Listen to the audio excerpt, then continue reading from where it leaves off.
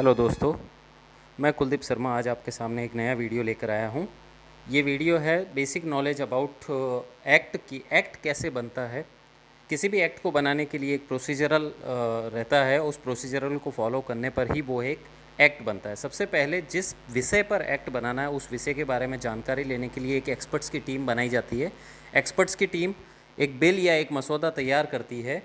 उस मसौदे को संसद के दोनों सदनों में से पारित करवाना पड़ता है। पारित करवाने के लिए आपको सबसे पहले वहाँ पर उसको प्रस्तुत करना पड़ेगा, उस पर चर्चा होगी, क्वेश्चन आंसर होंगे और उसके बाद वो पारित किया जाएगा। जब वो बिल दोनों सदनों में से पूर्ण बहुमत के साथ पारित हो जाता है, उसके बाद उसको राष्ट्रपति के पास भेज दिया जाता है। राष्ट्रपति को उस पर कंसेंट देनी होती है और जैसे ही राष्ट्रपति उस पर अपनी कंसेंट देता है वो एक एक्ट बन जाता है। ये मैं आपको बता रहा हूँ सिर्फ एक बेसिक नॉलेज, जिससे आपको ये मालूम पड़ जाए कि एक्ट कैसे बनता है। किसी भी मसौदे के ऊपर जब भी या किसी भी विषय के ऊपर जब भी एक्ट बनाना होता है तो ये एक प्रोसीजरल एस्पेक्ट है जो पूरा करना ज़रूरी होता है। अब इन सारी बातों में क्या चीज़ें ज़रूरी है, जैसे एक बिल होता है दो प्रकार का। एक होता है प्राइवेट बिल जो कि पर्टिकुलर लोगों के ऊपर लागू होगा, जैसे ऑर्फेनेज एक्ट या अनाथों के लिए कोई एक्ट बनाया जाए या कोई मुस्लिम वक्फ बोर्ड के ऊपर कोई कानून बनाया जाए। किसी पर्टिकुलर पर्सन के ऊपर या पर्टिकुलर ग्रुप ऑफ पर्सन के ऊपर जो लागू होगा उसे प्राइवेट बिल के जरिए पारित करवाया जाएगा। और अगर वो सब पर लागू होता है, जनरल पब्लिक पर लागू होता है, तो उसे पब्लिक बिल के जरिए पारित करवाया जाएगा। पारित करने के लिए आपको पता है कि 2/3 मतलब 2/3 वोट मिलने आवश्यक है। और वो मिलने के लिए ज़रूरी होता है कि वो सरकार पहले तो पब्लिक के द्वारा चुनी जाए, क्योंकि अगर पब्लिक के द्वारा नहीं चुनी जाएगी, पूर्ण बहुमत उनके पास होगा नहीं, तो वो किसी भी बिल को पारित नहीं करवा पाएगी। और यही कारण आप देख पा रहे हैं, हाल फिलहाल कोई भी कानून पारित करवाने में सरकार को कोई तकलीफ नहीं आ रही है। इसके बाद हम बात करते हैं जब वो एक्ट बन जाता है या राष्ट्रपति के पास पहुंच जाता है, उसके बाद राष्ट्रपति उस पर कंसेंट दे देता है। अच्छा, ऐसा नहीं है कि हर बिल जो राष्ट्रपति के पास पहुंचता है उस पर राष्ट्रपति कंसेंट ही दे। कई ऐसे बिल होते हैं जिनको वो डिक्लाइन भी कर सकता है। बट आपको एक नॉलेज की बात है कि एक राष्ट्रपति मैक्सिमम 3 बार किसी भी बिल को नकार सकता है कि मैं इस बिल को एक्सेप्ट नहीं करूंगा। चौथी बार में उसे उस बिल को एक्सेप्ट करना पड़ता है। अच्छा, दूसरा एक ऑप्शन और है कि राष्ट्रपति किसी भी बिल को होल्ड पर रख सकता है, जिसकी एक प्रिस्क्राइब टाइम लिमिट है कॉन्स्टिट्यूशन के अंदर, और उस प्रिस्क्राइब टाइम से ज़्यादा वो उसे होल्ड पर नहीं रख सकता है।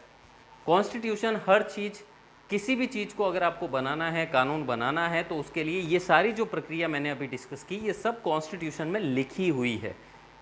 तो हर एक्ट की कॉन्स्टिट्यूशनल वैलिडिटी होती है बिकॉज वो इन सब स्टेप से गुजरता है। इसके अलावा भी कॉन्स्टिट्यूशन में हर कानून को पारित करने के लिए व्यवस्था बनाई गई है। कॉन्स्टिट्यूशन में 3 प्रकार की लिस्ट होती है जिससे कोई भी कानून पारित करवाया जा सकता है।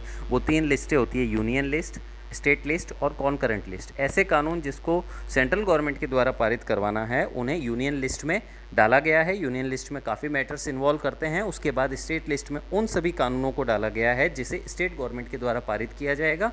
और कॉन्करेंट लिस्ट में वो सभी कानून आते हैं जिनको दोनों गवर्नमेंट, या जो रेजिडुअली भी हम बोल सकते हैं कि जो दोनों गवर्नमेंट मिक्स में जिस कानून को पारित करवाना चाहती है, उसे कॉन्करेंट लिस्ट के अंदर डाला गया है। ऐसे सभी मसौदों को लिखा गया है कि इन विषयों पर कानून बनाए जा सकते हैं।